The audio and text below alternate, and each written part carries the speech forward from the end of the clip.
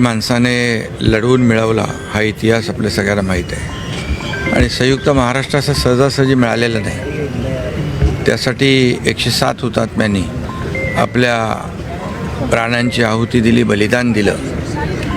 त्यांना अभिवादन करण्याचा आजचा दिवस आहे.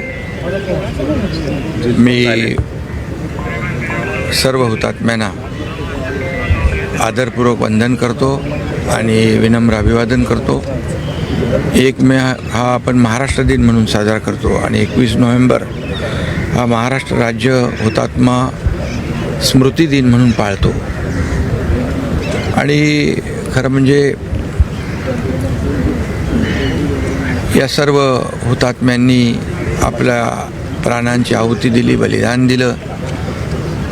65-66 वर्षापूर्वीचा काळ डोळ्यासमोर जर आणला तर एक संघर्ष आणि जी काही मुंबईकरांची महाराष्ट्रामध्ये जी काही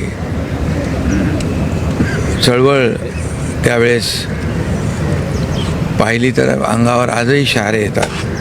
आणि अशा परिस्थितीमध्ये मुंबईचा संयुक्त महाराष्ट्र आपल्याला मिळालेला आहे. आणि नुसतं हुतात्म्यांना वंदन करून भागणार नाही, तर मुंबईची प्रगती, मुंबईची कीर्ती, मुंबईचा विकास झाला पाहिजे असा उद्देश डोळ्यासमोर ठेवून प्रत्येकाने आपली जबाबदारी